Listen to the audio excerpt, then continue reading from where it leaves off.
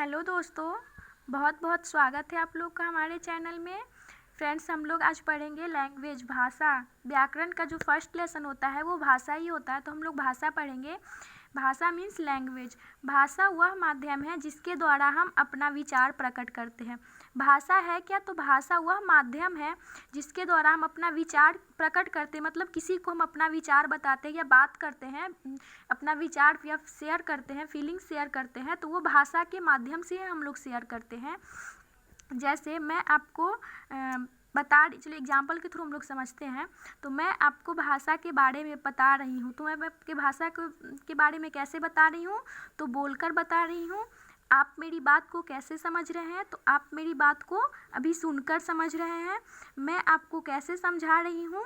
तो लिखकर समझा रही हूँ। और आप भाषा को कैसे समझ रहे हैं? तो आप भाषा को पढ़कर समझ रहे हैं। तो फ्रेंड्स, ये बोलकर, सुनकर, लिखकर, पढ़कर से आप खुद ही भाषा के डिफिनीशन निकाल सकते हैं, लिख सकते हैं अपने मन से। आपको इसके किसी की कोई याद करने की ज़रूरत नहीं पड़ेगी। ये बोलकर, पढ़कर, लिखकर और सुनकर के से आप खुद ही अपनी भाषा का डिफिनीशन निकाल सकते हैं। जैसे मैं बनाई हूँ परिभाषा। भाषा एक ऐसा माध्यम है जिसके द्वारा हम अपने विचारों को बोलकर, सुनकर या पढ़कर, लिखकर दूसरों को समझाते हैं, उनकी बात को समझते हैं। मतलब भाषा वह माध्यम है जो हम किसी का विचार, अगर किसी के बारे में पढ़ना है, अगर हम किसी के बारे में सुनते हैं तो हम किसी के कान से सुनते, कोई बोलते तो हम सुनते, या फिर किसी चीज़ को हम पढ़ा हुआ कहीं देखते हैं तो हमको पता चलता है कि ये चीज़ ऐसे हुआ था। तो यही है भाषा। भाषा के थ्रू हम लोग पढ़ पाते हैं, समझ पाते हैं, एक दूसरे को जान पाते हैं। अब है भाषा के रूप। भाषा के दो रूप होता है। भाषा के दो रूप है। पहला है मौखिक भाषा।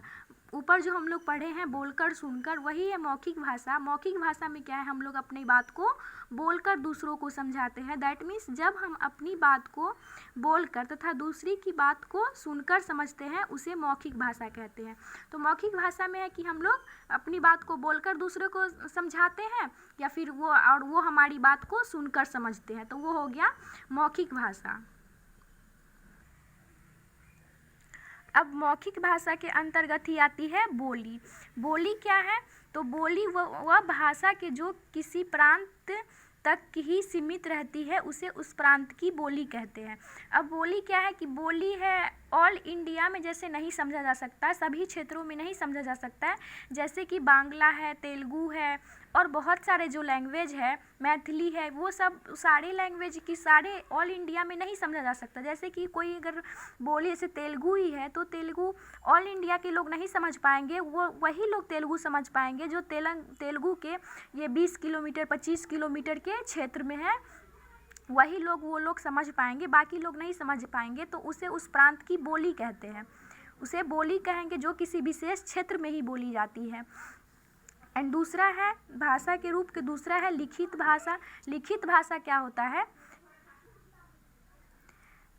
लिखित भाषा होता है कि जब हम अपनी बात को लिखकर तथा दूसरे की बात को पढ़कर समझते हैं, उसे लिखित भाषा कहते हैं। जैसे मौखिक भाषा में क्या था कि हम बोलकर समझते हैं और दूसरी की बात की हम सुन लेते, फिर समझ जाते हैं। कोई अगर कुछ हमको समझाना चाहता है तो बोल के समझाता है, तो हम लोग समझ जाते, तो वो मौखिक भाषा हो गया। और वही चीज़ को हम बोलकर नहीं समझ पाते, उसको लिख कर समझना पड़ता है। जैसे कि कहीं हम जा रहे होते हैं तो रास्ते पे लिखा होता है कि 10 किलोमीटर आगे या 15 किलोमीटर पीछे, तो वो हम लोग क्या है, पढ़कर समझते हैं कि हमको कुछ ये इंडिकेट कर रहा है। उसी तरह लिखित भाषा को हम दूसरे की बात को हम पढ़कर समझते हैं और अपनी बात को हम लोग लिख कर समझाते हैं। और तो ये हो गया लिखित भाषा। अब हो गया लिखित भाषा के अंतर्गत में आता है लिपि। जैसे मौखिक भाषा के अंतर्गत में आता है बोली, उसी तरह लिखित भाषा के अंतर्गत में आता है लिपि। तो लिपि किसे कहेंगे? तो लिपि भाषा के लिखने की विधि को लिपि कहते हैं। दैट मीन्स लिपि कहेंगे कि जैसे हम कुछ लिख रहे हैं, हिंदी के लिपि क्या है? देवनागरी। जैसे तेलुगु लिखेंगे तो उसकी लिपि अलग होती है। जैसे हिंदी में हम लोग कुछ लिखते पढ़ पाते हैं, वैसे तेलुगु की लिपि अलग होती है, जैसे हम पढ़ नहीं पाते हैं। तो हर जो भी भाषा है उसकी एक अलग अलग लिपि होती है। वैसे जो हमारी हिंदी भाषा है उसकी लिपि क्या है, देवनागरी है। उर्दू भाषा है उसकी लिपि क्या है, फारसी है। अंग्रेजी भाषा है उसकी लिपि क्या है, रोमन है। और बहुत सारी भाषा है जिसकी अलग अलग लिपि होती है, जैसे बांग्ला है, तेलुगु है और पंजाबी है। बहुत सारे लैंग्वेज है जो क्षेत्रीय भाषा है, उसको एक तरह से क्षेत्रीय भाषा बोली भी कह सकते हैं अपन। तो वो है कि बोली जिसे हम कह सकते हैं वो विशेष क्षेत्र में बोली जाती है। और ये भी जो बोली जाती है वो लिखी, अगर वो चीज़ हम बोल सकते हैं, सुनते हैं, तो उसकी कोई लिपि होगी तभी तो वो लोग बोली जाती है, तभी तो वो लोग बोलते हैं। तो उसकी वही लिपि हो गई। तो लिपि सबकी अलग अलग होती है। अब है कुछ विद्वान। अब तो दो भाषा के दो रूप हम लोग पढ़ लिए, मौखिक भाषा, लिखित भाषा। और है कुछ विद्वान भाषा का एक अन्य रूप भी मानते हैं।